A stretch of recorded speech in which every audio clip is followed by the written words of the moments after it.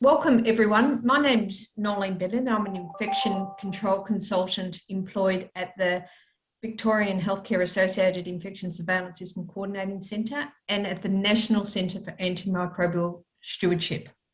I'm really pleased to be hosting this webinar this afternoon. When we started planning for antimicrobial awareness this week, it became apparent very early that we needed to have a special session just for the aged care sector, where we look to answer as many questions as possible in the short time that we have. So let's start. Well, before we do start, importantly, to recognise the various traditional lands from which we meet today, I'd like to acknowledge the elders, past, present and emerging, of all the lands we work and live on, and their ancestral spirits with gratitude and respect. There will be an opportunity to ask questions via the chat line or the Q&A form. First presenter is Dr. Lyn-li Lim. Lyn-li is an infectious diseases physician who is a consultant at the Aged Care Quality and Safety Commission.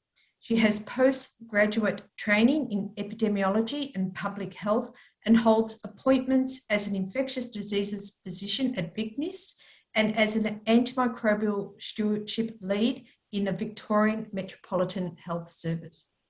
Thank you, Lyn-li. Thanks very much, Noleen. Today I'll be providing an update from the Aged Care Quality and Safety Commission around quality use of antimicrobials in residential aged care services. The Commission commenced its operations in January 2019 and is the primary point of contact for consumers and providers in relation to quality and safety. The work of the Commission is underpinned by the Aged Care Quality Standards. There are 8 quality standards, and at the heart is consumer dignity and choice. With respect to provider obligations as outlined in the quality standards, Standard 3, Requirement 3G is around minimization of infection-related risk through implementation of infection prevention and control activities, as well as practices to promote appropriate antibiotic prescribing and use to support optimal care and reduce the risk of increasing resistance to antibiotics. And so reflective questions around these activities would be evidence of an antimicrobial stewardship policy or process and/or processes to support appropriate administration of antibiotics, evidence of care strategies to minimize the need for antibiotics, that the organization's management can describe how it can support members of the workforce to understand and promote appropriate prescribing, as well as antimicrobial resistance and strategies to reduce the risk of increasing resistance to antibiotics. Quality Standard 8, Requirement 3E is to demonstrate that systems are present for preventing, managing, and controlling infections and antimicrobial resistance, and that a clinical governance framework should include antimicrobial stewardship.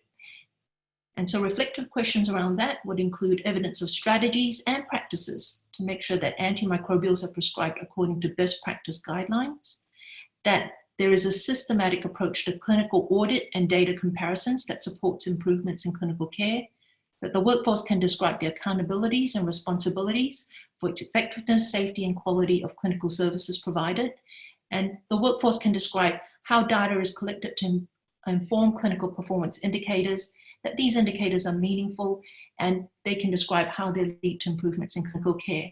And very importantly, consumers, say members of the workforce, discuss their clinical care with them, including risks and benefits of any clinical treatment and the appropriate use of antibiotics.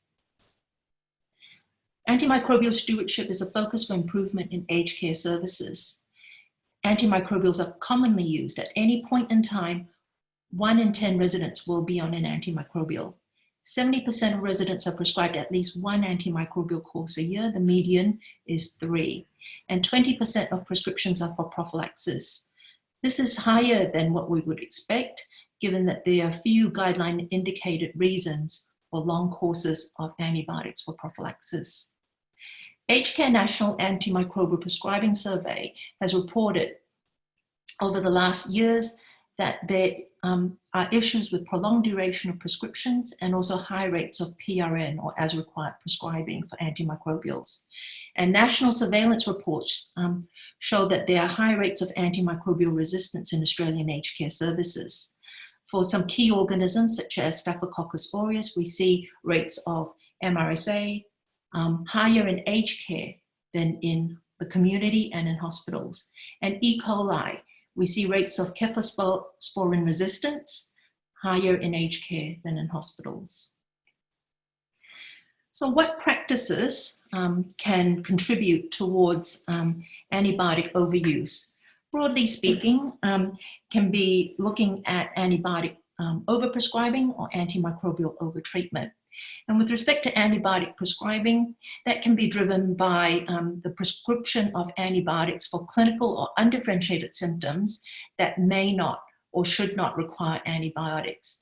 And some examples would include knee-jerk antibiotic prescribing for falls or acute behavior change when the condition may not be related to infection. As well, we see antibiotic overprescribing for viral infections. Some clinical examples would be sore throat, sinusitis, conjunctivitis, which are conditions that are often viral in etiology, where starting antibiotics early on in presentation in all likelihood does not hasten recovery or change clinical outcome. We also see antibiotic overprescribing for conditions mistaken as infection, and I'll discuss in a moment asymptomatic bacteria as a good example of this. As well, incorrect interpretation of testing, where there is treatment or antibiotic prescription of a test result rather than based on the person's clinical condition. And again, I'll talk about that in a moment. We also see antimicrobial overtreatment with excessive durations for treatment of infections, excessive durations for prevention of infections, excessive use of broad-spectrum antibiotics, prescribing of antimicrobials as when required. I'll point out topical antifungals as a medication class of note here. And we also see continuation of prescribing for long courses without clear documentation of indication or future stop date. Other important aspects of antimicrobial stewardship and when we're providing clinical care to residents is having processes in place to be able to identify and easily recognize and manage life-threatening conditions such as sepsis or complicated infections such as multi-drug resistant infections, as well use of non-pharmacological strategies to treat and prevent infections. So, why is prescribing for urinary tract infection one of the biggest antibiotic prescribing problems in aged care? UTI is the most common reason for antibiotic prescribing. UTI is overdiagnosed as a condition. Recurrent UTI as well is overdiagnosed as a condition. And we see overuse of broad-spectrum antibiotics for UTI, prolonged courses of antibiotics, which results potentially in side effects and harms from unnecessary antibiotics. As well, it results in increases in antimicrobial resistance with a direct impact on the resident who's more likely to carry a multi-drug resistant bacteria, as well as a direct impact on the aged care home environment where they're more likely to have a multi-drug resistant bacteria that can be spread from person to person and potentially cause multi-drug resistant organism outbreaks. So what clinical syndromes are mistaken for urinary tract infection? In this scenario, I'll put to you, we've got a resident that has no symptoms or signs of infection where urine dipstick testing is performed. This might occur in services if there are processes in place to routinely perform urine dipstick testing for all new admissions to the service. In these sorts of situations, the urine dipstick test may be positive for bacteria and leukocytes, and then start a cascade of actions where the urine dipstick test is acted upon, which may result in urine cultures being sent and or antibiotics being prescribed. When in fact, what we actually have in this situation is potentially a resident with asymptomatic bacteria. It's a condition that's common in older people, 40% of men, 50% of women, and 100% of people with indwelling urinary catheters. It's a condition where we detect harmless bacteria in the urine antibiotic treatment is not required and does not reduce likelihood of urinary tract infections in future, and antibiotic side effects from treatment of asymptomatic bacteria is preventable harm. In this next scenario, we have a resident with worse agitation. As well, they have a past history of multiple urinary tract infections and cognitive impairment. In this scenario, urine dipstick testing is done early on in the assessment process, and the urine dipstick test is positive for bacteria and leukocytes. And the urine dipstick test as well is interpreted as direct evidence of urinary tract infection, when in fact what's possible is that the resident has asymptomatic bacteria and we've missed the opportunity to identify and treat the real diagnosis. In this next scenario, again, the resident has worse agitation. In this situation, the service does not undertake urine dipstick testing. Instead, what they perform is a top-to-toe clinical assessment, and as part of that, they also review the medication chart. And from that assessment, they identify that the resident has no fever, their other clinical observations are stable, they have no urinary symptoms or signs that they can ascertain, and the medication chart identifies that the residents missed a dose of their usual medication for chronic pain. A discussion with the GP is undertaken, and it's agreed on the basis that the resident is clinically stable with no clear features of infection, and we've also possibly identified an alternative reason for the worst agitation that will replace the missed dose of medication, undertake close clinical monitoring to ensure that the patient returns to baseline and improves, and no urine dipstick testing is undertaken. The Commission has developed to dip or not to dip quality improvement activity to support services. This is a resource bundle targeted at improving urine dipstick testing practice, as well as assessment and management of residents with suspected urinary tract infection. It's based on a successful quality improvement campaign launched in England's aged care homes in 2015 that safely and successfully reduced antibiotic prescribing for urinary tract infection. Why dipstick testing?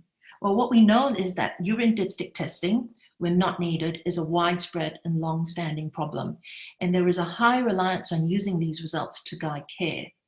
There are some common misbeliefs about urine dipstick testing. A positive urine dipstick result confirms that the resident has a urinary tract infection. This is not true. Dipstick testing should be performed if a resident has smelly urine. That is not true. Dipstick testing should be performed in residents after a course of antibiotics to confirm UTI cure. Not true.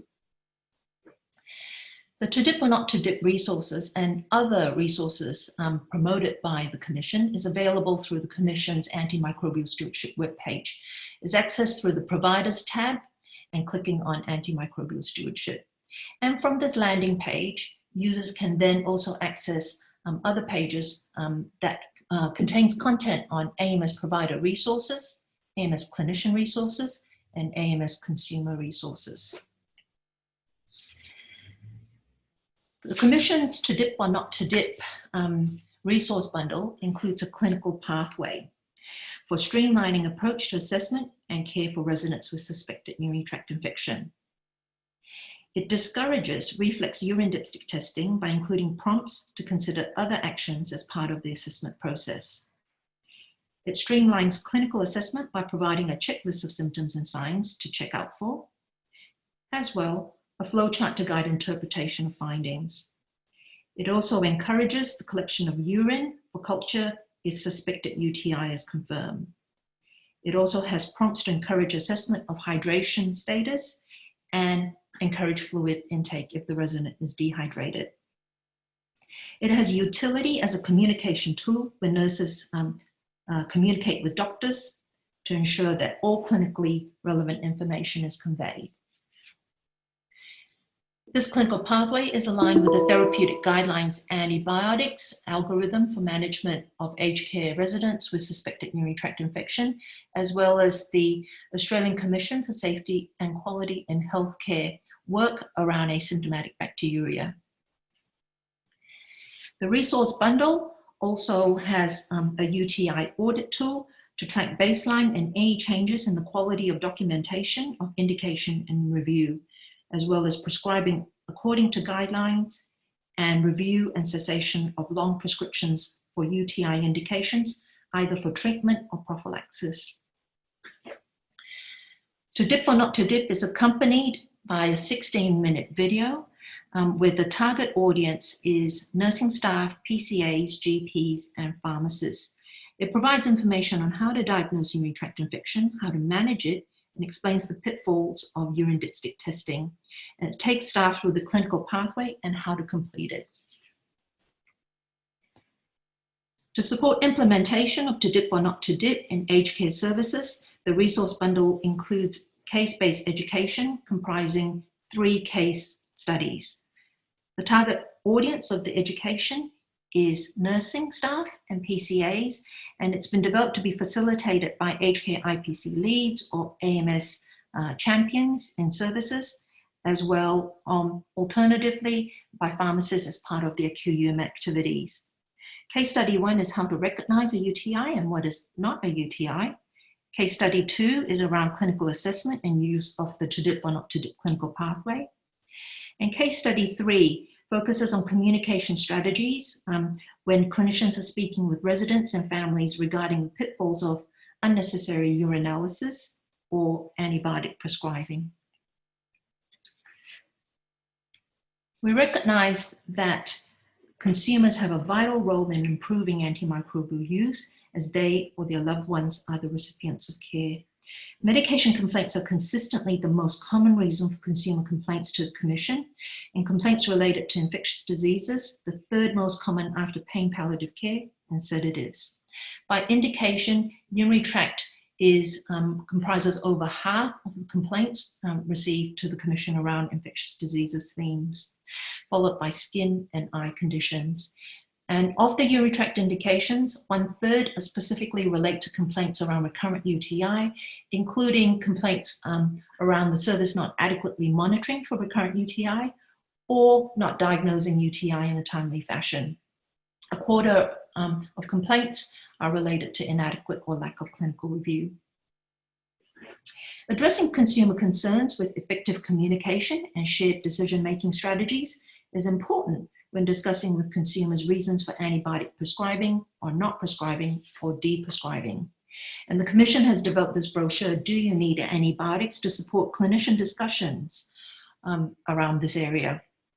It does contain content around how taking antibiotics leads to antibiotic resistance, and also questions that consumers should have when they're being started on an antibiotic, or questions that they should ask if they're not quite sure why they're on an antibiotic. But there's also a section explaining to consumers why antibiotics are important, and also what antibiotics don't treat.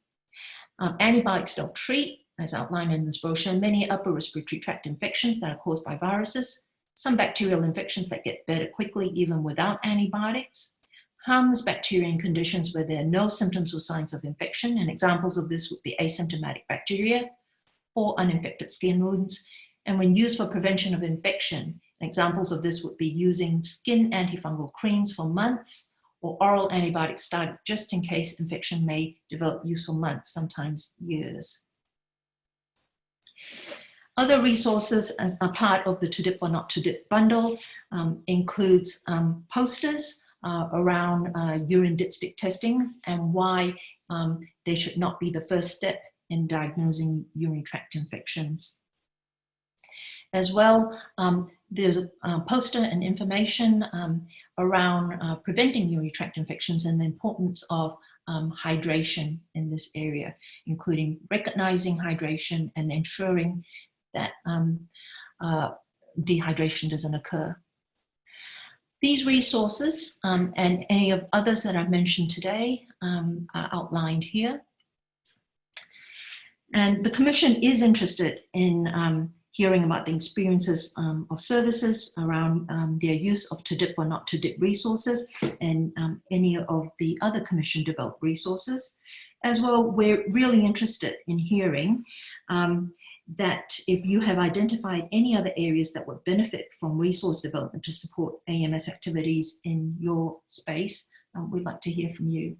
Thank you.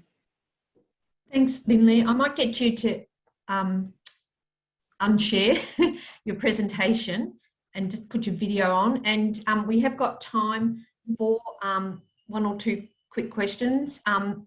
So to all participants, I'll just see what we've got. Can we please get the PDF slides, Lyn-li? Will you make them available, and we'll put them, I'll give details later how to access these presentations. So that's a yes from Lyn-li. Thanks, Noleen. With the presentation slides, the recording will be published on the webpage just after the session. So if anyone would like to follow up, they can view the recording again. It'll be on the webpage where the registration links were also provided. Fantastic. Thanks, Arjun. Okay, let's see. Is it possible to get the references? Yes. UTI is usually one of the first point procedure checked after a resident incident post-fall. Okay, Lyn-li, here we go. First question. UTI is usually one of the first point procedures checked after a resident incident, such as post-fall behaviour incident. What is your input on this, please? Thanks very much for that question. Optimally, services would have clinical pathways in place for assessing a resident post-fall. And as part of those clinical pathways, it would be recognised that it can be, it might have occurred due to multiple reasons, of which infection is a possibility, and from infection, UTI is a possibility. But what's important to recognize is it's not the only possibility, it's not the single most possibility. Mm-hmm. So for services that have processes in place where urine dipstick testing is done very, very early as part of the assessment testing, I think that what the management algorithms that we're proposing around to dip or not to dip is to say that it shouldn't be. It shouldn't be. What should be undertaken in the first instance is assessing the patient, doing a top-to-toe assessment, and keeping an open mind as to what are the potential contributors to the fall. Yeah, thanks, Lyn-li. And very briefly, just one more, we've got time for. To those that we're not going to have time to answer, I'll make sure they're forwarded to the Commission, Lyn-li, and also to the National Centre for Antimicrobial Stewardship. But this quick question, just some brief suggestions for combating families who are insistent that antibiotics are required when the clinical decision is they are not, Lyn-li. Yeah, that is a really, really good question.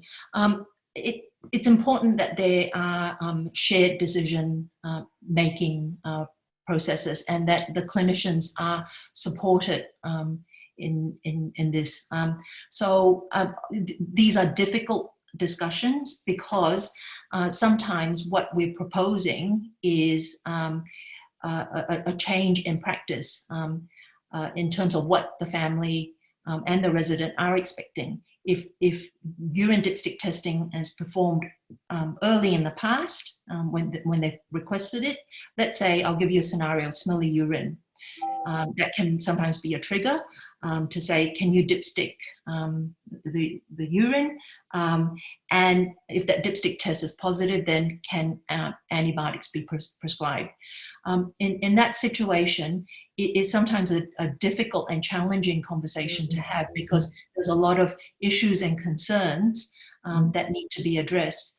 To dip or not to dip, clinical-based education, Case study 3 focuses on some potential strategies that services can use, but certainly I've got to say from personal experience, these are often challenging conversations, and sometimes I need to rehearse and practice it in my head before going in there. And I think shared decision-making tools such as the Commission's brochure that talks about very clearly asymptomatic bacteria, and that there's no role for antibiotics in asymptomatic bacteria. Hopefully that will support clinicians when they're having these conversations. Thanks, Lyn-li. I suggest too, sometimes it takes more than one conversation, doesn't it, with them. So thank you so much, Lyn-li.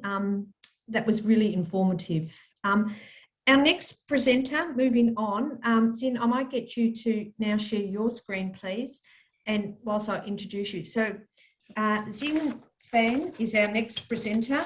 Zin is, some of you who have participated in the aged care NAPS may have previously spoken to Zin. Zin is the AMS, Antimicrobial Stewardship Pharmacist and Project Officer at NAPS, the National Antimicrobial Prescribing Survey.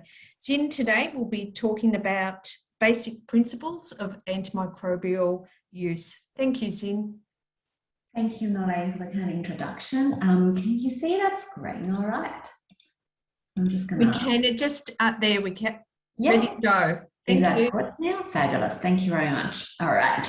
Good afternoon, everybody. So for my part of the talk today, I'm going to cover antimicrobial resistance, what is antimicrobial stewardship, practical Ams activities you can do in your facility, and we'll finish off with some popular, frequently asked questions.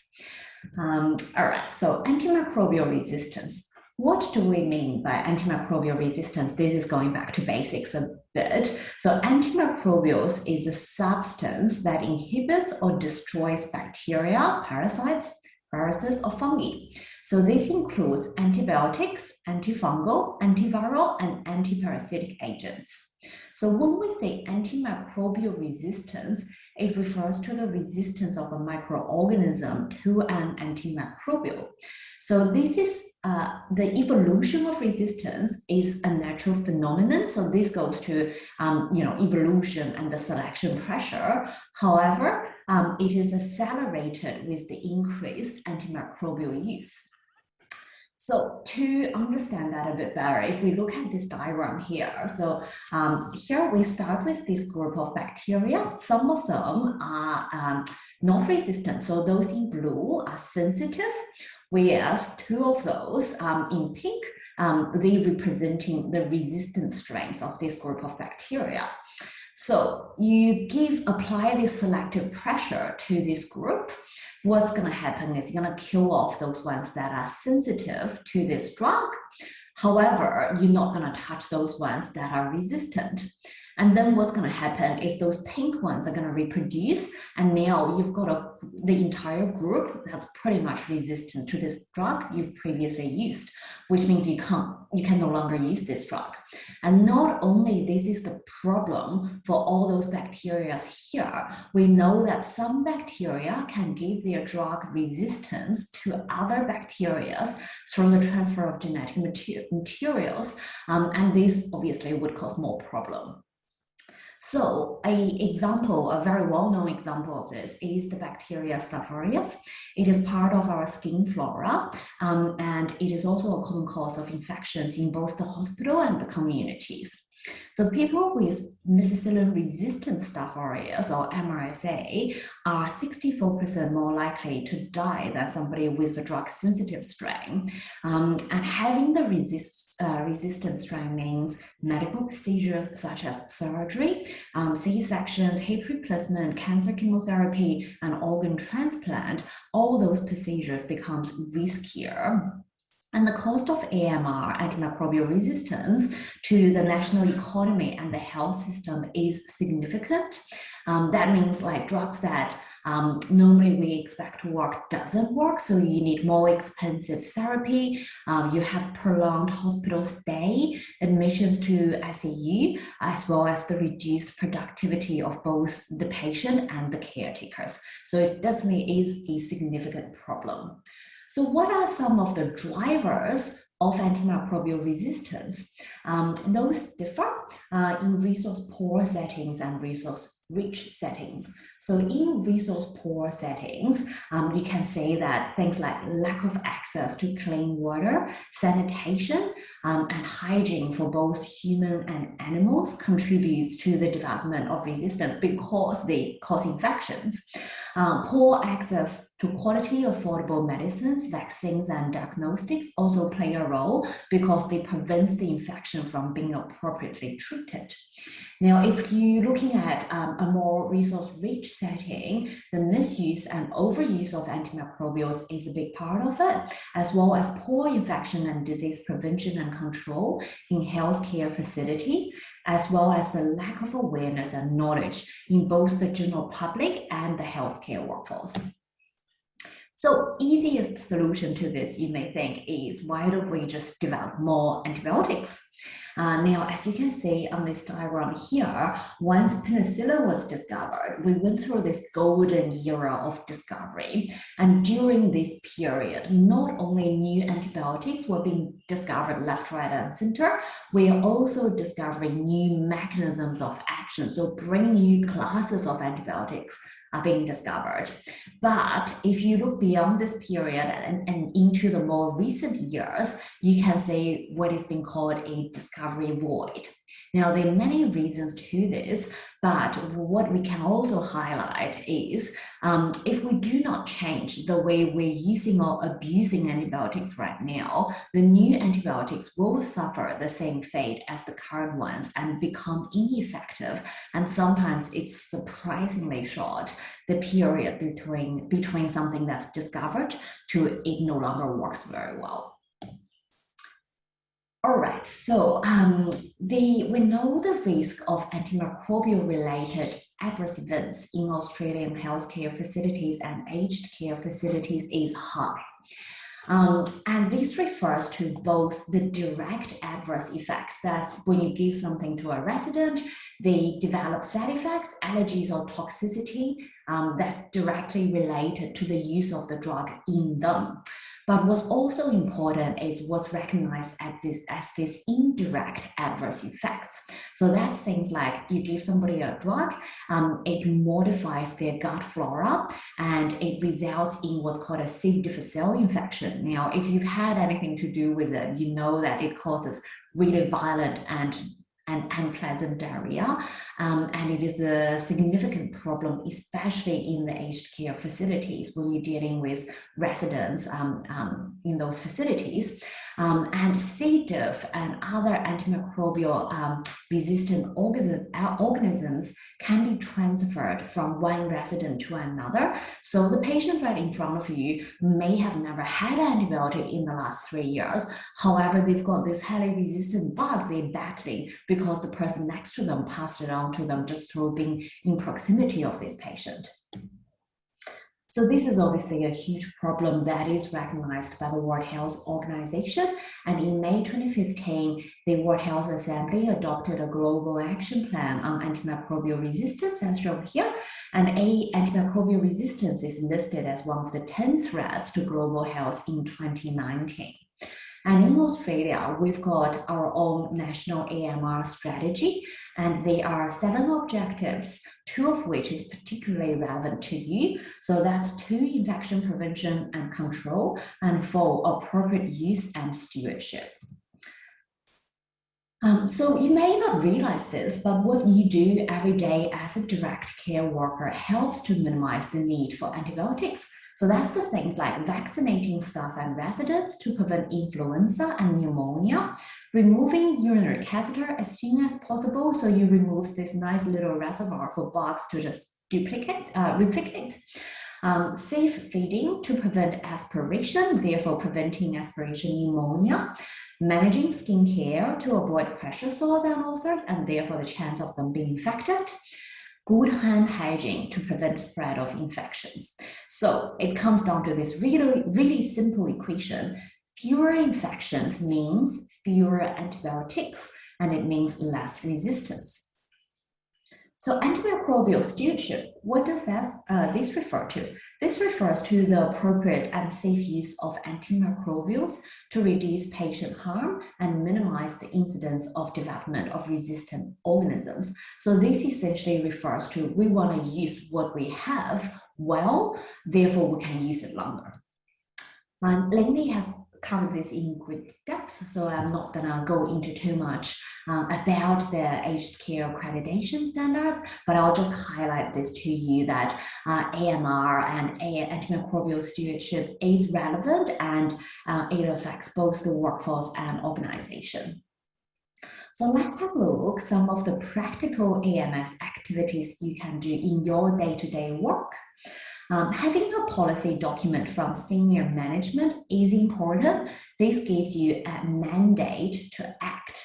And also it's very essential for a facility to have an AMS champion to drive ongoing AMS activities that can be sustained. So it's always helpful to get the help from someone else with enough authority to enable and sustain the change. Starting with the aged care NAPs is definitely a good idea.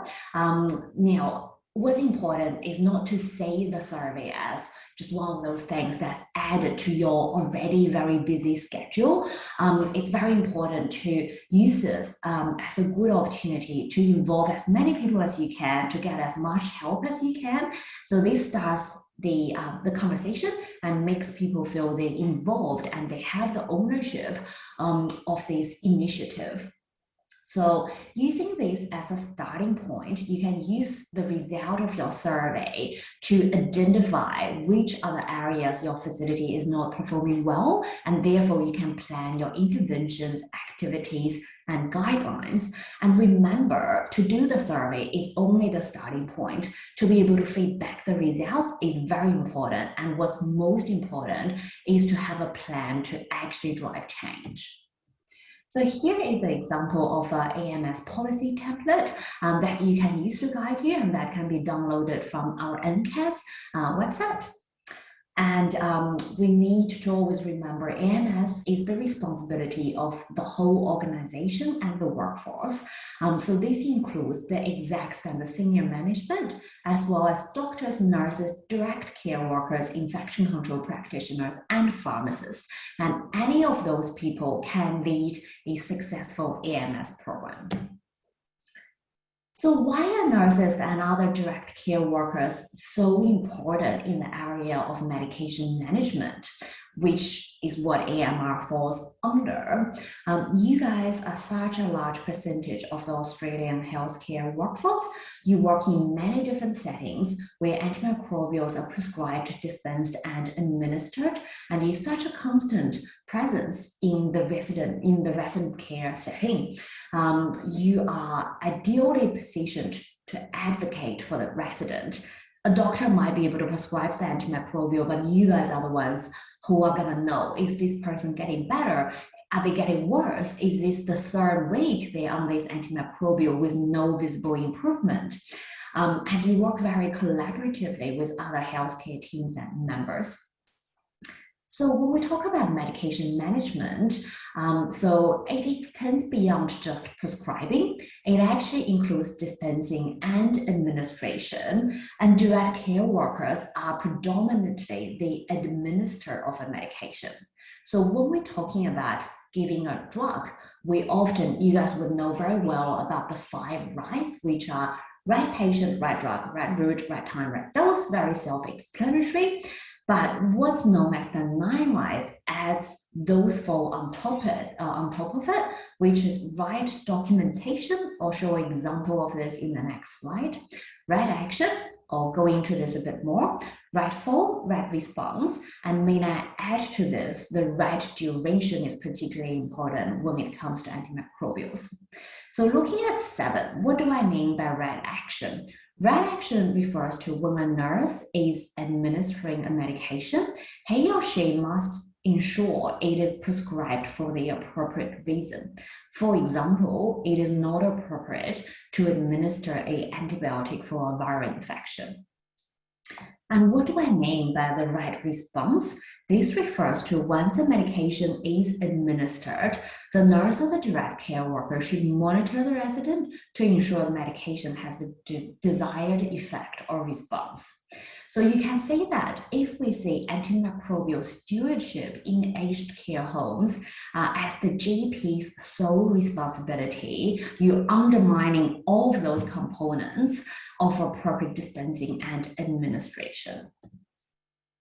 So here is an example of what is regarded as appropriate documentation when it comes to an antimicrobial. So that this includes the generic name, dose time, route, indication, and review or stop date.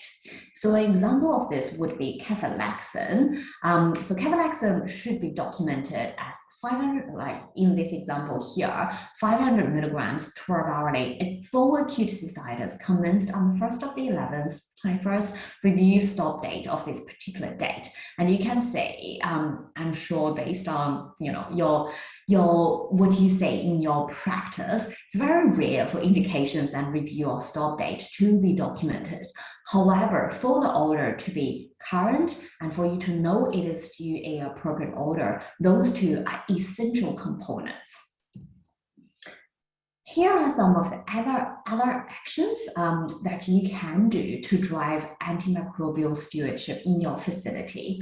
So this includes detailing the patient's or the resident's allergy or ADR history, detailing the infection signs or symptoms in the care plan, implementing clinical pathways, which Lyn-li has covered, instigate and promote compliance with standard and transmission-based precautions, ensure timely transfer of microbiology specimens to the lab, as well as if the specimen has came back, making sure it is reviewed by the prescriber and the treatment is adjusted if necessary. So we're going to move on to some of the frequently asked questions. I've got a couple here about like the use of hydrozole, what is inside hydrozole, should they be used as PRN? And I've got a few questions about UTI, but just in the interest of time, I wanted to make sure, you know, we talk about the ones that is particularly relevant. I don't know whether Noleen, did you want me to just like maybe open the floor and ask everyone here and say what might be of the most interest? Maybe if you start answering this question, because I happen to know that this gets asked a lot about hydrozole and whether it should be prescribed PRN, and then I'll look and see if anyone else has asked any questions. Can I just assure to everyone, if we don't get to answer your questions, we will look at them after and I'll divvy them up amongst our presenters and we'll get back to you. But yeah, if you look to answer this one, Zin, that'd be fantastic. Thank you. All right. So I might stop sharing so that way we can. Is that all good? That's okay, good. Yeah. All right. Let's have a chat about hydrozole. So hydrozole is this. It's actually not just one drug. It has two components in it, clotrimazole and hydrocortisone.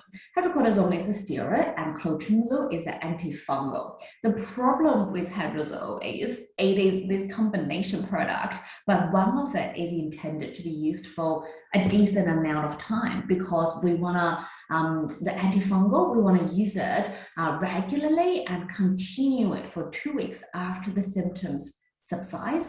This is because we want to get to the fungal spores that's in the lower layers of the skin, and as they grow out to the top of the skin, we want to get that under control. So that is why you use antifungals regularly, then you continue it for 2 weeks after the patient's symptoms have resolved. However, the problem with this other component, which is the hydrocortisone, is that if you use steroid regularly and prolonged use can actually lead to thinning of skin and other problems, which includes the encouragement of the growth of resistant fungi. Therefore, you've got this product, one component of it should be used for longer and one really should be used for short term. So what we recommend is you can use hydrozole as a combination product until the inflammation subsides, then you should switch to just the antifungal on its own and continue that alone for those 2 weeks. Right, thank you. And it's definitely not a good idea to use it PRN for the reason we just described. Right. I think that sort of answers Alex. How can we approach doctors to stop writing up PRNs? Yeah, that's definitely a good question. I think it depends on what sort of like obviously education and bringing this up with the prescribers would help. But yeah, like I think it is very important for us to make sure we do talk to our GPs and let him know. Sometimes like the drug has been prescribed and probably was prescribed half a year ago and was just left on the medication chart, but the GP probably didn't really intend for it to keep going, and it wouldn't be too much of a hard fight to have it stopped. So just raising it sometimes is I agree. Thanks so much, Sin. Again, another informative presentation. And Erin, I think Janet's going to answer your question in the next session. That is, how can pharmacists support residential aged care services in reducing AMR? Thanks, Sin. Janet, can I get you to share your screen while I introduce you, please?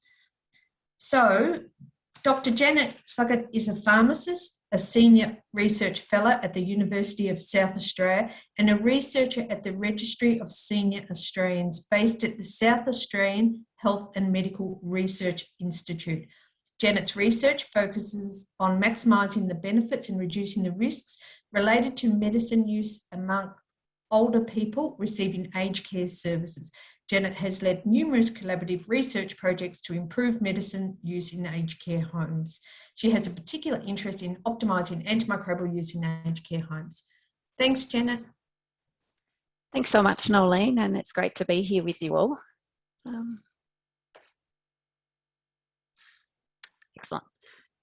Okay, so I'm just going to give a bit of a background about the Royal Commission into Aged Care Quality and Safety, and then I'll give a brief overview of just a few of the 148 recommendations which were made by the Commissioners and touch on how some of these recommendations and subsequent actions might be utilised to create opportunities for antimicrobial stewardships in residential aged care services. So what led to the Royal Commission and why was it called?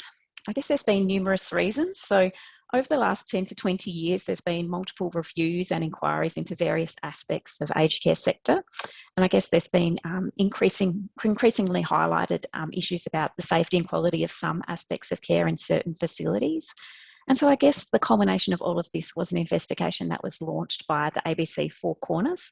They had a two-part series called Who Cares, which aired in mid-September 2018.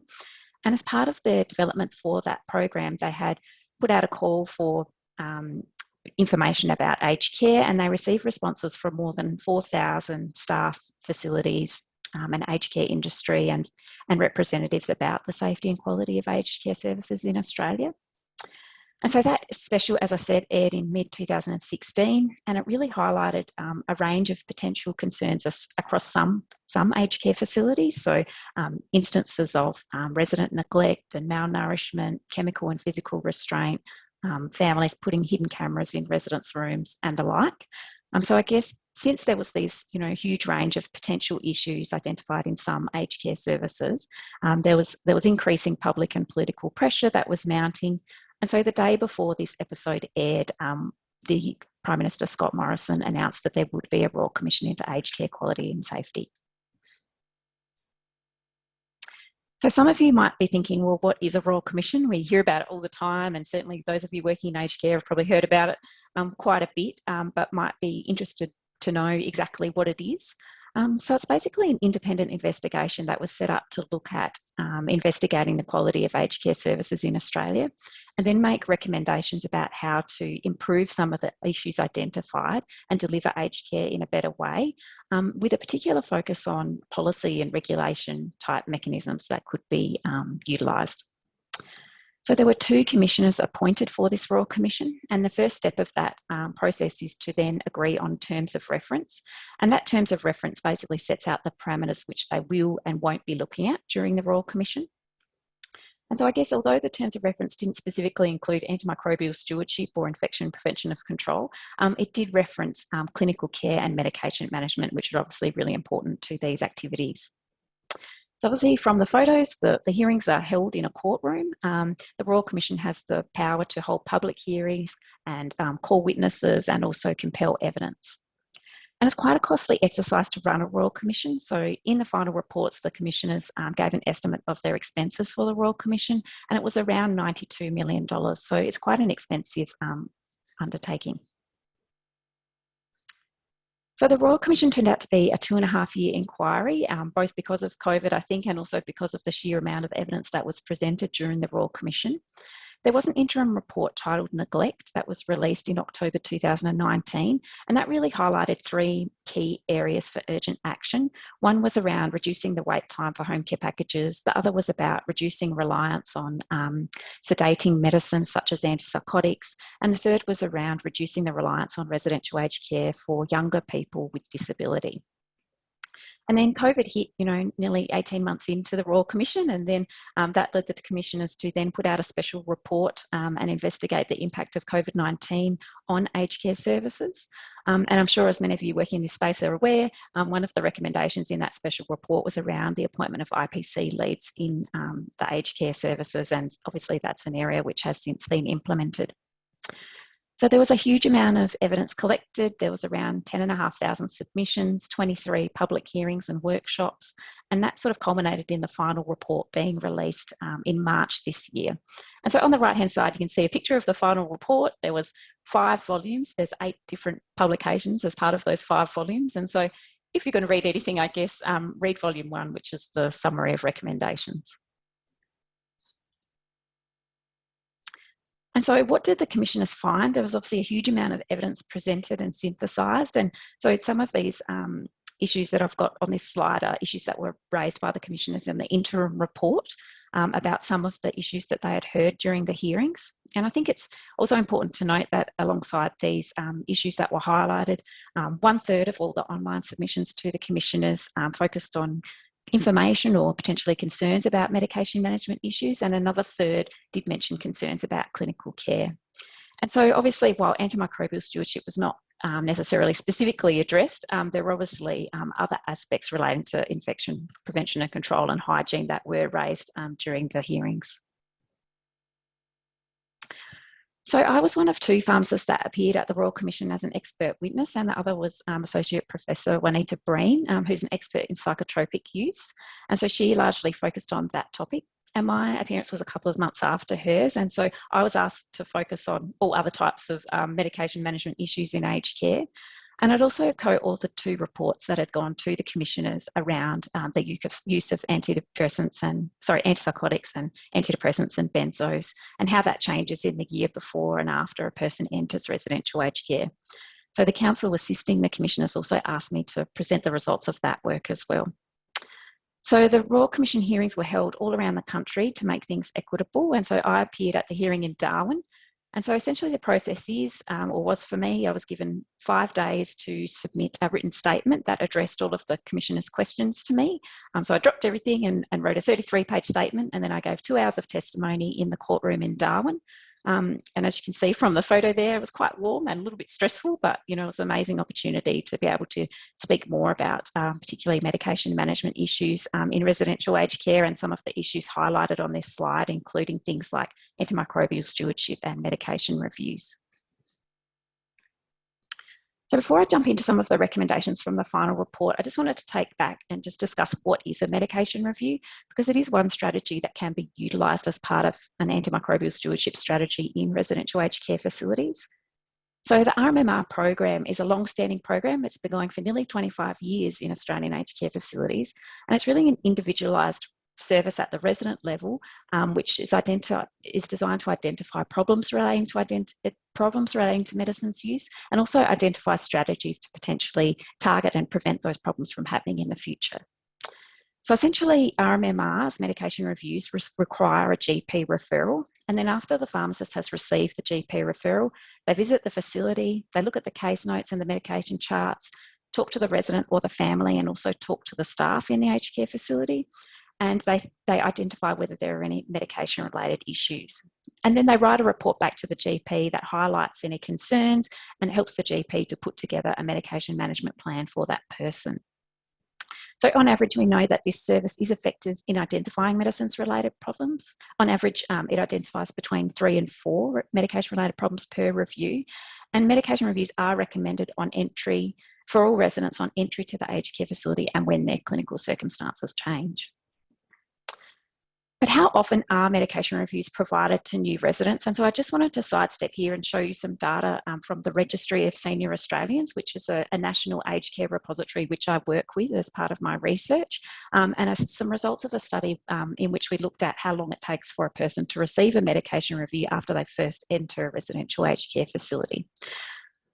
And so I guess in this study, I'll just quickly talk you through some of the results which are shown on this slide. So On the y-axis, we have the number of, on the x-axis, we have the number of days since a person entered the facility. On the y-axis, we have the percentage of people who received a medication review or had another outcome. And so each of the dark sections of this plot represents a different group of residents. So in the dark section at the bottom, this represents the proportion of residents who received at least one medication review. The next section is individuals who died and never got a medication review before they died. The next group is residents who left without receiving a medication review, so they might have gone to a different facility or gone back to the community. And the white section of the plot represents people who are alive and were still eligible for a medication review but never received one. And I guess the idea is we can read along the bottom of this graph and at any point in time work out how many people have received a medication review. And so the main finding was this study was that even though medication reviews are recommended on entry for all residents, actually only 19% of residents get one in the first 3 months and only 43% receive one in the first 12 months. And so I guess I'm highlighting this because this is an area where we can sort of work on to increase the uptake of this service and address some of the medication-related safety problems that we might be seeing and address some of the Commissioner's recommendations. So now moving back to the recommendations in the final report, essentially there are 148 recommendations for aged care system reform, and there weren't any specific to AMS, but some general clinical recommendations that I'll highlight in the next few slides that are certainly relevant to AMS. And so one of the opportunities for AMS that was highlighted in the final report is around increased uptake of medication management reviews and that there needs to be more funding and access to pharmacists to do these reviews. And the Commissioners have recommended them at least annually, or on entry, at least annually, and then when clinical circumstances change. And so there's also been recommended by the Commissioners around the need for more monitoring around the quality and consistency of this service as well. So we're yet to hear from the department who administers this program about what that would look like, but I know there are lots of discussions underway on this issue, and so I expect that we'll hear something in the coming months on this aspect of the program. And so this issue about increasing access to medication reviews was raised in the interim report as well as the final report, and the government has already started to make some changes. So, for example, in March 2020, we saw the introduction of the Rmmr follow-up program. So now pharmacists can do 2 follow-up visits after their initial Rmmr to check on the implementation of their recommendations, provide more education, look for any new medicines-related problems. So that could be particularly beneficial for someone who's chartered an antimicrobial.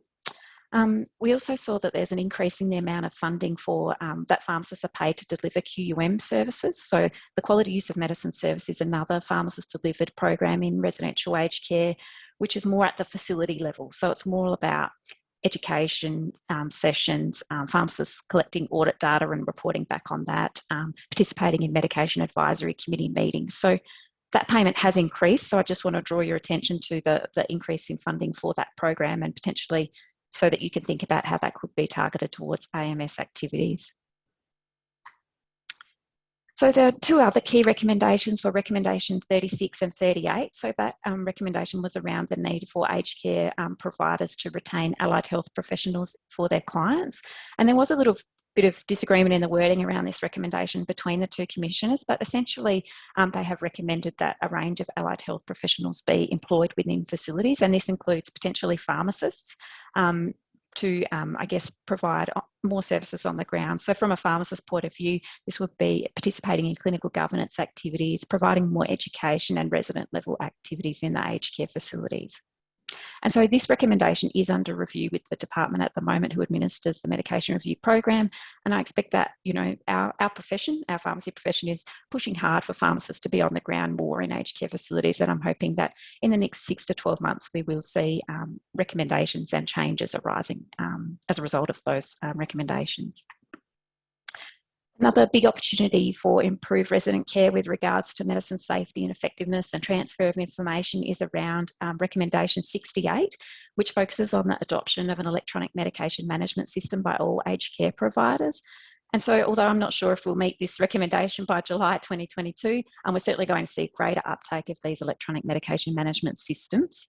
And so I just wanted to highlight that the Australian Commission on Safety and Quality in Healthcare has just put out this resource for aged care providers about how to go about finding a provider, a software vendor, and actually implementing these medication management systems in practice. And so I'd certainly, if you're not using these systems already in your facilities, I certainly encourage you to check out this resource.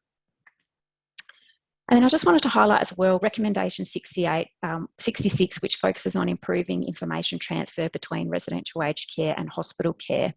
And so the first part of this recommendation focuses on the need for hospitals to provide timely medication information and other clinical information on discharge to aged care providers, and also the need for aged care providers to provide paramedics and ambulance staff with information about advanced care directives, medications, and clinical information when they call an ambulance. And so I guess those recommendations are particularly important for AMS because we know from our previous research that around 1/4 of all hospitalisations from aged care facilities are for infectious diseases. So I just wanted to touch finally on one recommendation around quality indicators and continuous improvement. So we know from the national program there's now 5 quality indicators being collected quarterly by aged care facilities, and there's a consultation out at the moment on what the next quality indicators will be for that national program. And so although I suspect it won't necessarily include another medication management indicator, there is potential that it could include an infection prevention and control type indicator. So if you're interested in feeding back information on that consultation, please do so. And then similarly, I think we're starting to see new surveillance and continuous improvement programs targeting aged care facilities such as NISPAC, which Leon's going to be talking about. And also, if you're in an aged care facility in South Australia, next year you'll start to see information coming from the Registry of Senior Australians in terms of our outcome monitoring system. So you'll start getting reports on 12 key indicators, and one of those is around antimicrobial use, and it will help you to see where you sit in terms of the percentage of residents getting an antimicrobial and also how that compares to other aged care facilities.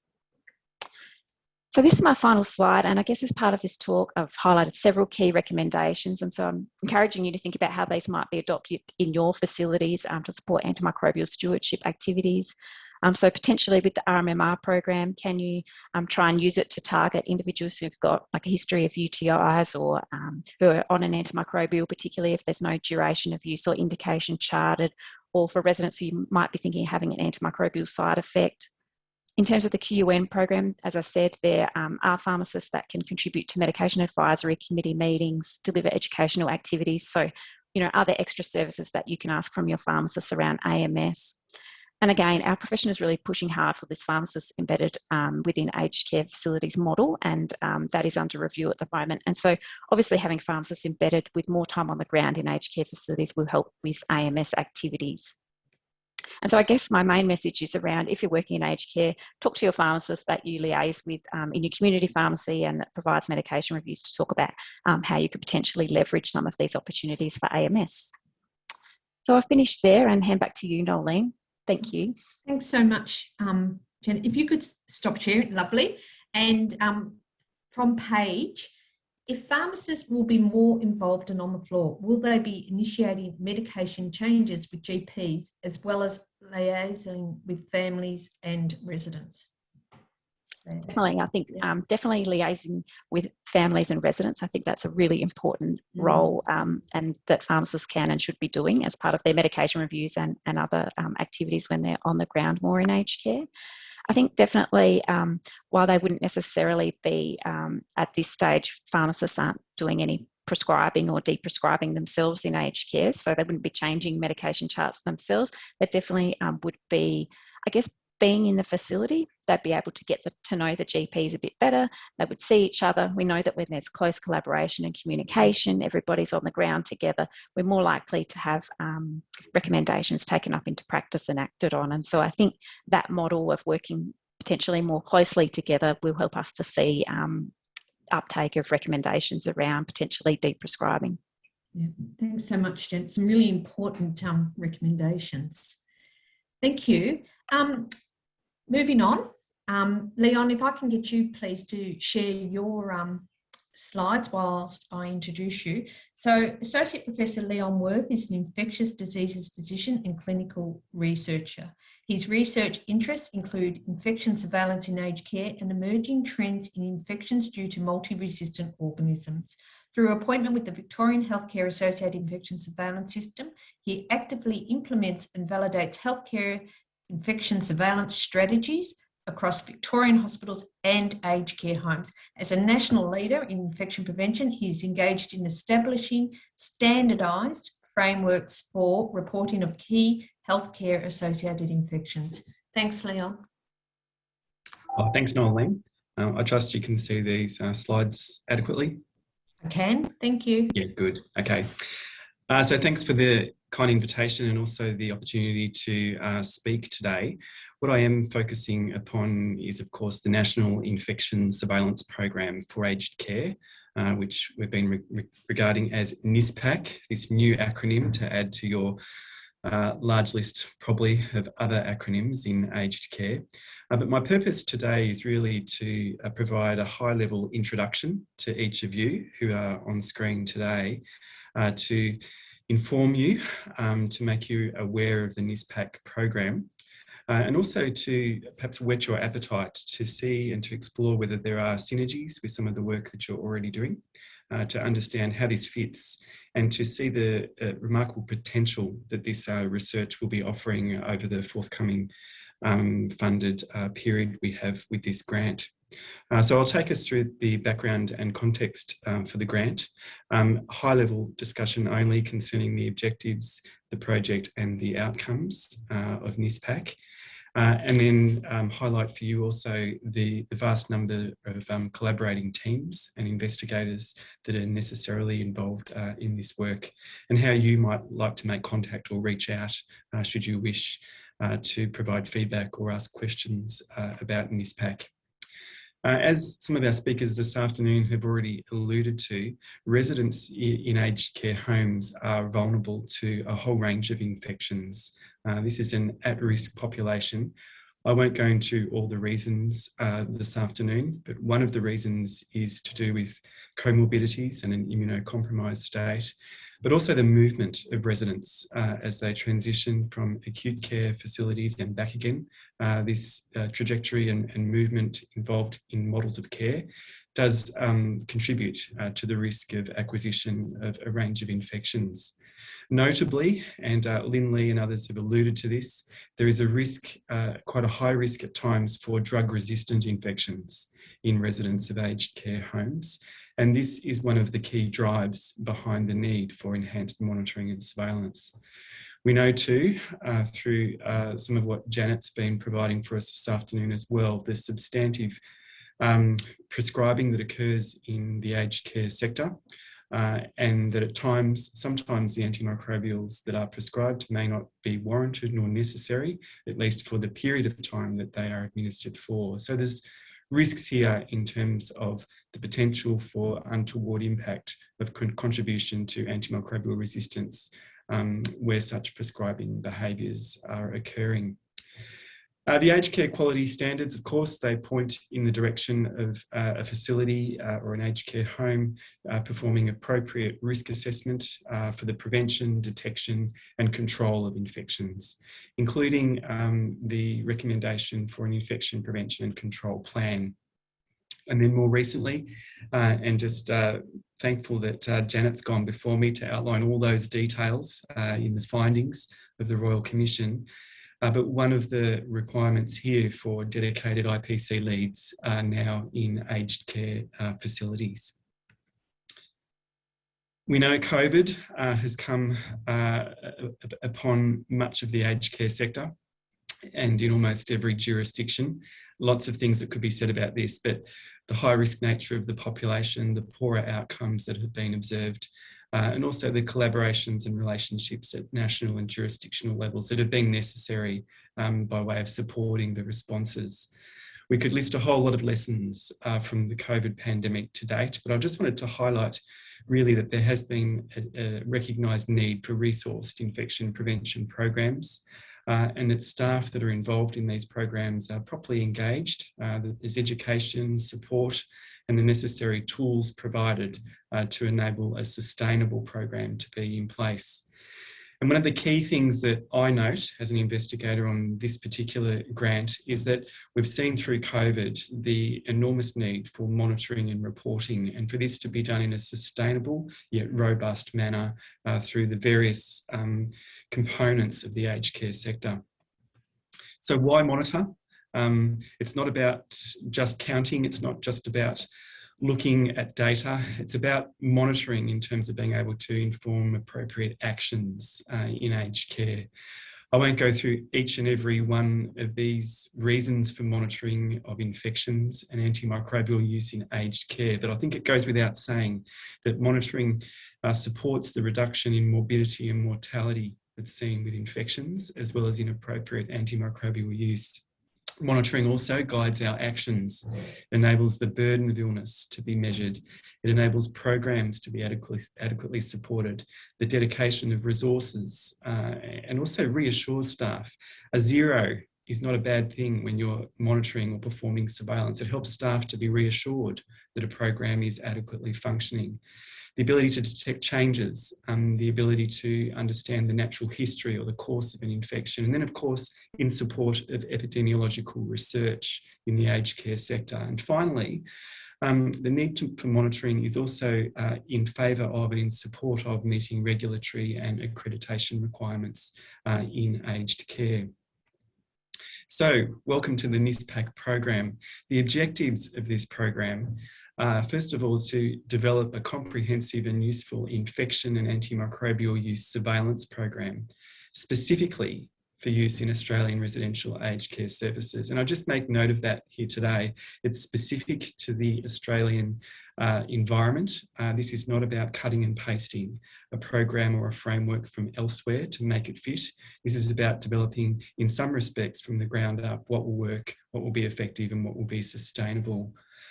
So the second objective is to ensure that this program is both effective and efficient so that it can be confidently used to measure improved health outcomes for residents. And then finally, to provide the necessary tools, infrastructure, and support mechanisms so that participation in this program can be fully supported and sustainably so at a national level.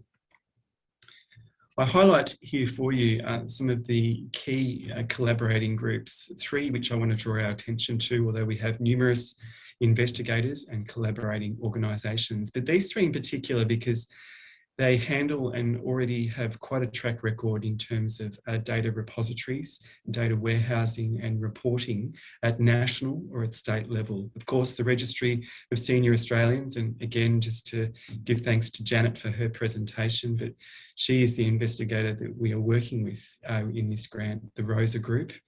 There's the National Centre for Antimicrobial Stewardship, or the ACNAPS survey, which is performed annually. This has had a number of years now where this has been operational, and there are lots of learnings from this which will be gleaned and utilised for the NISPAC program. And finally, the VICNISS Coordinating Centre, which is a state-based service, but a very deep dive state-based service into the ways and means, methodologies employed for infection surveillance.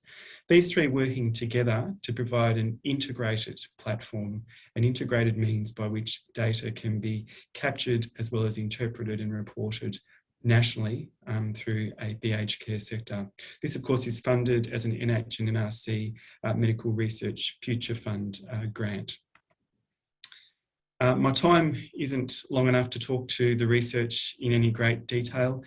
There are a number of phases, however. We're starting in this grant with a systems mapping exercise, and Eliza Watson will be speaking to this very shortly as our next speaker.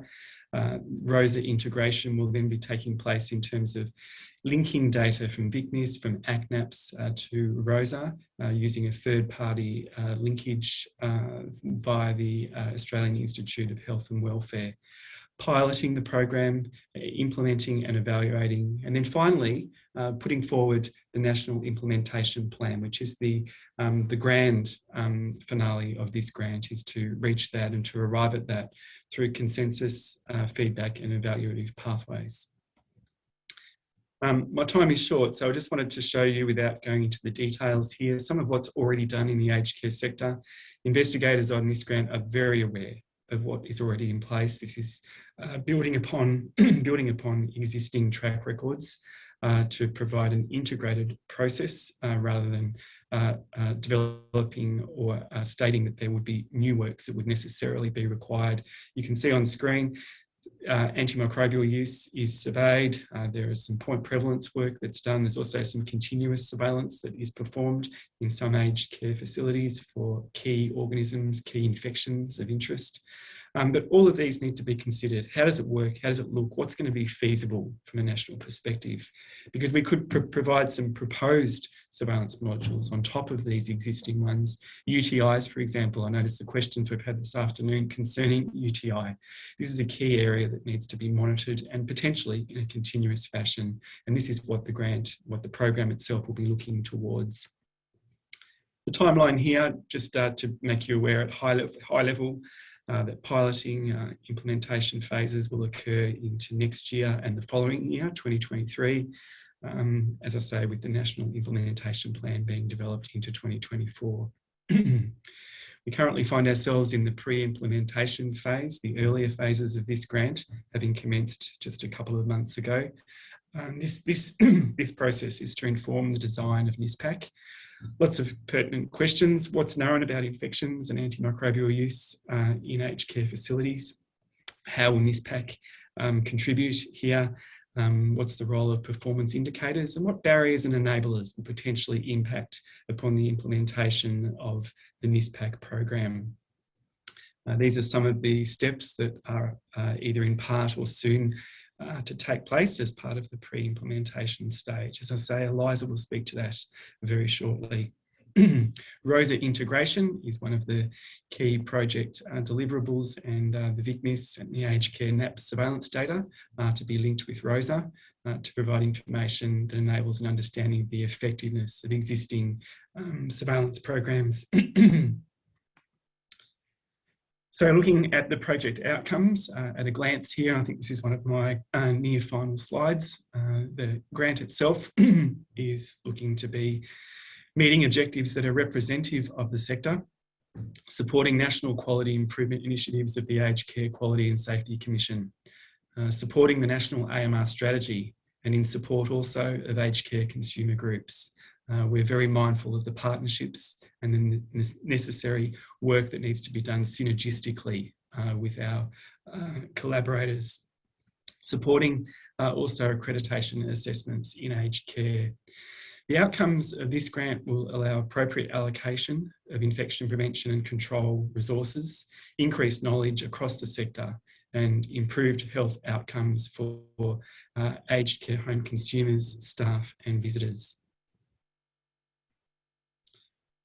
To show you a summary here of the number of investigators that are involved in this grant, we have representation from pharmacy, from clinical microbiology, from epidemiologists, general practitioners, geriatricians, infectious diseases, infection prevention, and a range of data handling staff involved in the design and implementation and evaluative components of the research. Eliza Watson is the project manager for the NISPAC program, and Olivia Ryan is working with ROSA as a research assistant. The stakeholders are multiple and many, but particularly noting here today staff, residents and carers of residential aged care services, the Australian Government Department of Health and the Australian Aged Care Quality and Safety Commission. Not placing any others in the shadows at all, because each and every one has been or will be engaged directly through the activities of this grant. Again, to be sure that we are walking and stepping this out together and in a collaborative fashion, acknowledging the works that have already preceded this timeframe. A communication strategy, in fact, has already been developed with a website, information for stakeholders and investigators, subscription newsletters, and a Twitter handle. So my time is short, so I'll leave it there, but just provide you with some contact details here today, should you wish to provide any feedback, ask any questions, or if along the way you are desiring to receive any of the communications that will arise as the grant is in development, particularly following this initial pre-implementation phase, when there will be a further step in terms of engaging with stakeholders and communicating our findings in the earliest sense. And that's probably a good segue to also introduce Eliza, but I'll hand back to Noleen first of all. Thanks, Leon. If you can just stop sharing. It is a good segue.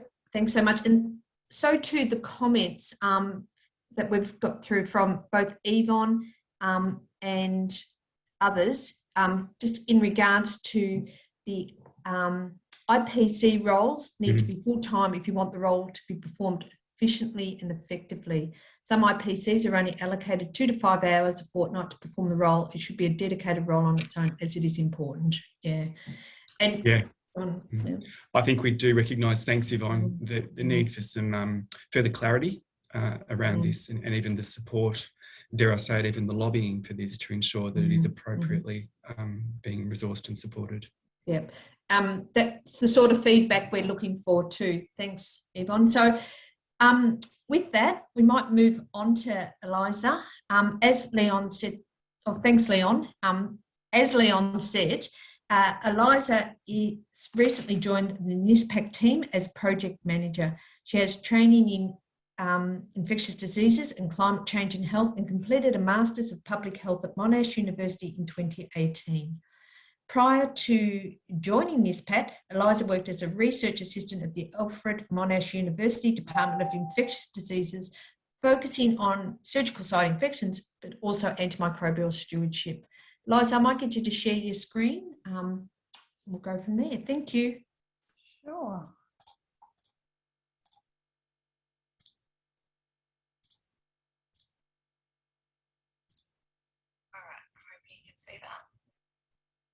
Okay, so I'll be discussing, following on from what Leon was talking about, discussing some of the preliminary results that we have so far related to the barriers and enablers to implementing the NISPAC project. So this forms part of our pre-implementation phase. So as Leon said, the aim of this phase is to provide input about the design of NISPAC. And we'll specifically be addressing what are the key barriers and enablers to implementing a national infection surveillance program in aged care. So to do this, we've been conducting interviews so far with co-investigators on this project. And we'll be conducting qualitative analysis of these interviews. So going through the interviews, coding the most common themes that come up to see what could be the potential barriers or enablers to implementing our program. So far we've completed 14 interviews with the co-investigators. These have ranged from 10 to 30 minutes long.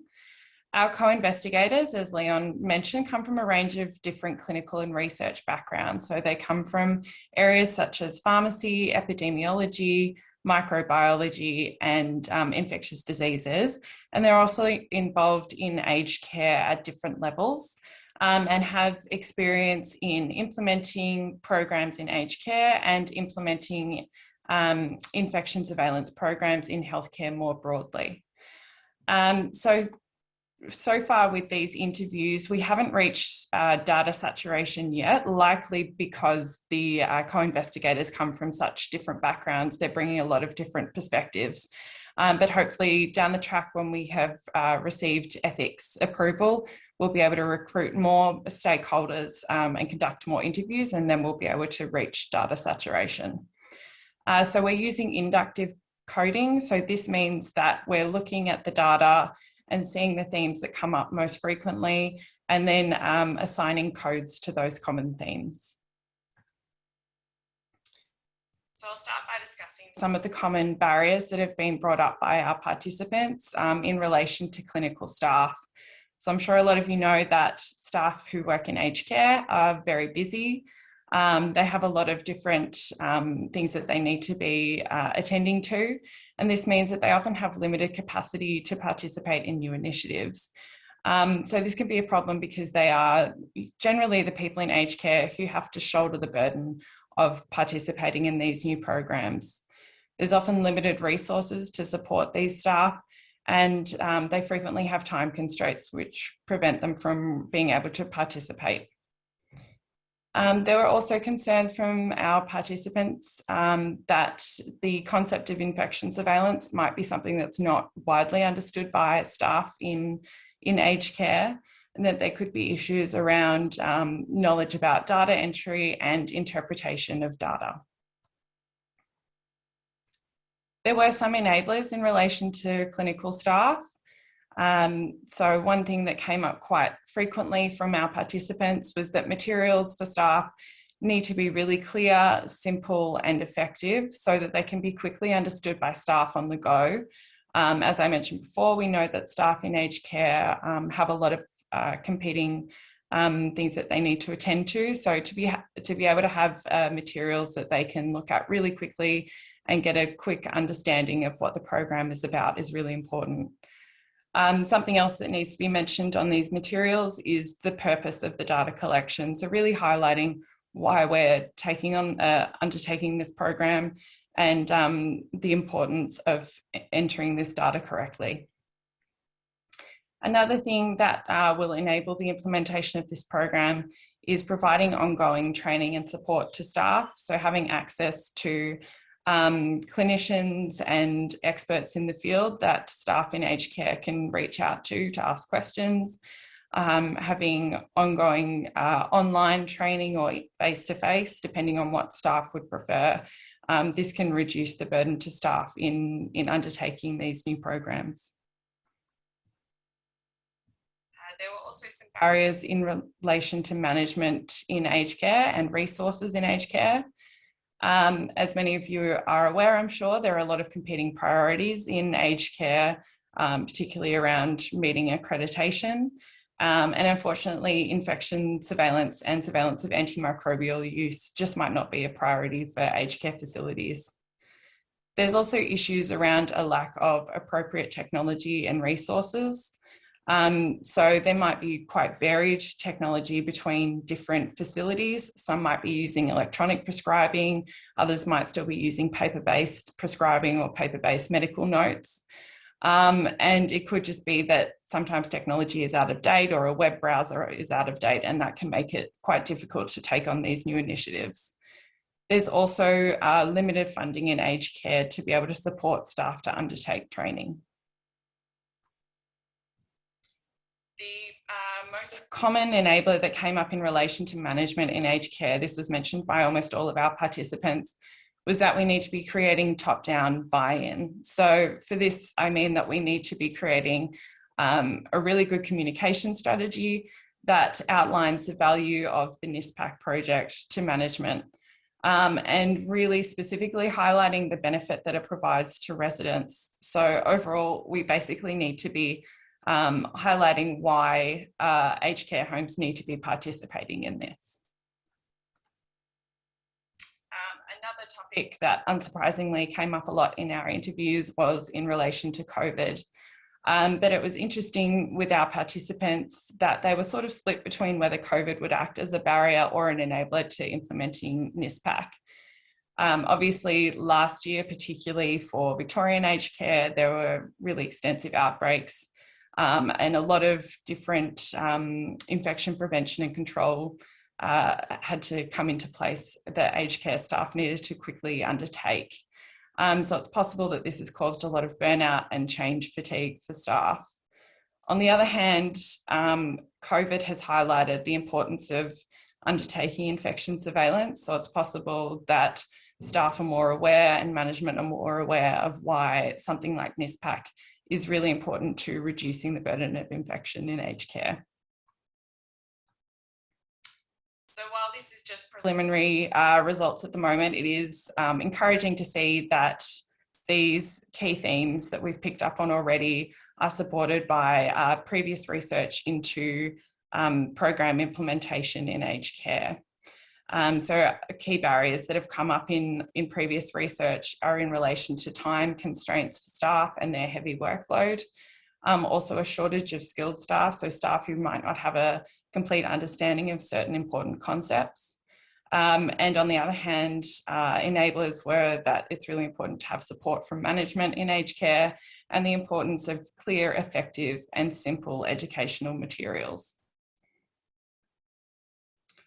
So for our next steps, once we've gained ethics approval, we'll be looking into recruiting other key stakeholders. So this includes management and staff in residential aged care. So we're really keen to get the view of staff who are working on the ground in aged care, to get their understanding of what some of the key issues are. And even just in that chat function there, I can see that there were comments in relation to infection prevention and control leads. So that kind of insight will be really important for us to understand how we can go about implementing this program really effectively. Once we've completed more interviews, we'll be conducting a more in-depth analysis of the results, and then we'll be mapping the key themes to the theoretical domains framework once we've reached data saturation. And that's all I have. So if you've got any questions, you're welcome to email us, and you can give us a follow on Twitter as well. Thanks so much, Eliza. If I can just second it, now that you've met Eliza, everyone, I encourage you to send her your feedback, because this is very much about working with the aged care sector. I'm going to move on very quickly because time's against us a little, and it's my turn now just to give a presentation, a lighter presentation, and just something I hope will help you in looking to manage all of the infection control and prevention and antimicrobial stewardship resources. So this presentation is very quickly how you might set up a simple filing system to organise all those resources, and it's divided into 7 sections. A copy of this presentation will be on the NCAS website, but the spreadsheet that I'm going to refer to, if you would like a copy of that, if you could email NISPAC, and we'll look to send that to you. So I'm sure it's the same for you as for myself, but I really don't have hours to contend with everything that competes for my attentions. In fact, some days it feels as if though I don't have sufficient time at all. And at the same time, there are now many resources available to support the work that I need to do. Resources related to infection prevention control and antimicrobial stewardship. Now, while most of these resources are helpful, collectively there is the potential for information overload. Information overload is the difficulty in understanding a topic and effectively making decisions because there's just simply too much information about that topic. So what to do? How to avoid this information overload? Well, what I'm going to show you is what I do. I have a very simple filing system with 3 categories, and they are action, so that's resources that require attention; file, resources that I archive for possible future reference; and dispose, resources that I forward to someone else or trash because they're not relevant or no longer relevant. These resources, once I've put them in those 3 buckets, I then subcategorize them according to these subcategories: author, the year that they were published, whether they're an Australian document or not, whether they're specifically related to aged care or not, the topic, the type of publication resource, whether, for example, whether it's a guideline or a report, the version number and the title of that resource. Now, I'm going to show you an example, and this will make a little bit more sense in a minute. Folders or a cabinet system can be used to file the resources, but strongly recommended is the software programs. A software program is obviously paperless. It's more likely that it's easy to sort, it's easy to periodically review and assess, and it's less time consuming. I use Excel, which forms part of the Microsoft Office suite of software. Excel, if you're not familiar with, is typically used for organising, filtering and visualising large amounts of data, especially in accounting. It's, I think you'll find that it's available on your work computers and perhaps your home computers too. So what you're looking at now is the resources currently listed in my action spreadsheet. So remember, that's one of my buckets. Note the subcategories are included and that most of the authors here are hyperlinked. This means if I click on these links, I'll be taken online to the relevant resource. It is very rare for me to print or download any documents.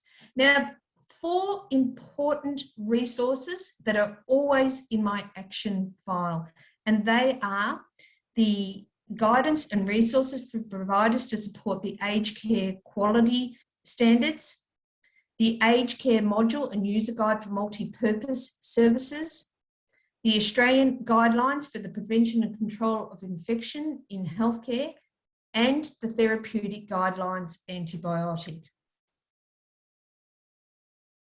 Now, often I'm asked, what's the difference between peer-reviewed and grey literature? So peer-reviewed is literature, mostly journal articles that have gone through an evaluation process in which journal editors or other experts have critically assessed the quality and scientific merit of the article. Usually accessible via academic databases that enable users to execute searches across multiple journals.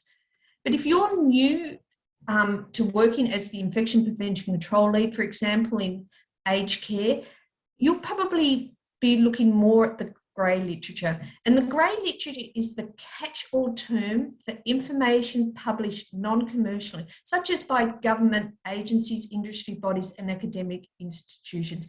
It includes reports, guidelines, policy statements, technical standards, etc. It frequently includes high quality, comprehensive and up-to-date information. In some areas, it may be the only information available. However, it is important to note it is not always peer-reviewed and should be evaluated with this in mind. Now, what you're looking here is just a small number of key subscriptions and websites that mostly cover what is currently occurring in infection prevention control and antimicrobial stewardship. You really only need up to 10 sources. Even then, you'll be surprised at the amount of coverage of overlap from these different groups. We really need to look to be decreasing the your intake capacity so that you're not got all these input coming into you, all this information input. So what we look to do here is just list whom you might want to subscribe to. I won't highlight all of them, but just a few. On the radar is a weekly summary of some of the recent publications in the areas of safety and quality in healthcare. The Australian Ageing Agenda is an independent bi-monthly magazine for people who work in or around the aged care and retirement sectors in Australia. It provides a broad range of news, education and opinion. And in time as we're going along, you may choose to subscribe to NISPAC. On this slide are most of the key websites that you should be periodically checking. To highlight a few, the Infection Control Expert Group advises the Australian Health Protection Principal Committee and its other standing committees on infection prevention and control. Importantly, OPAN and COTA, of course, advocate for older persons. So again, just trying to cut back on how many subscriptions we have and how many websites we're looking at. So let's look at an example, antimicrobial stewardship, of course. If you're the aged care IPC lead at Care Cottage, for example, and you're currently working on developing an AMS or reviewing an AMS program in your residential aged care service, then what you might look to do is transfer from your file spreadsheet. So the file spreadsheet is where you've archived all those resources that you've come to know about and think that one day might be helpful. You look to transfer into your action file the ones that you need to be working on in developing or reviewing your antimicrobial stewardship program.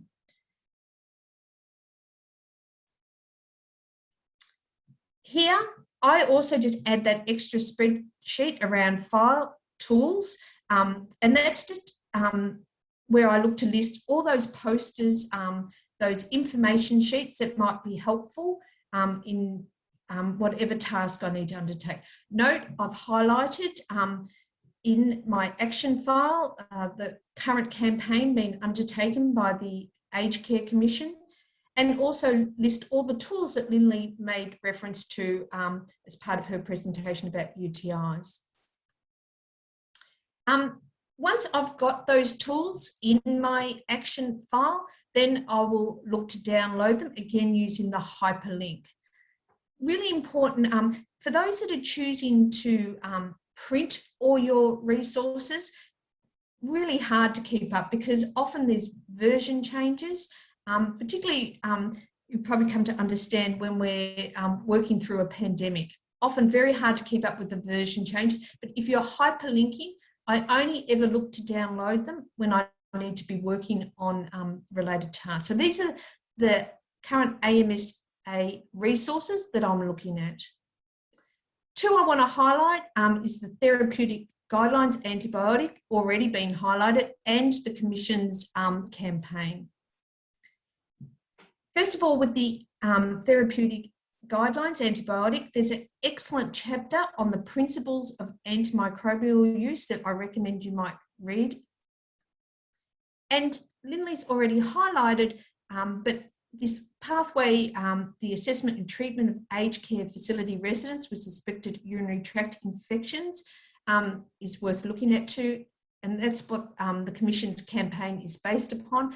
Another helpful pathway is this approach to managing community-acquired pneumonia in residents of aged care facilities.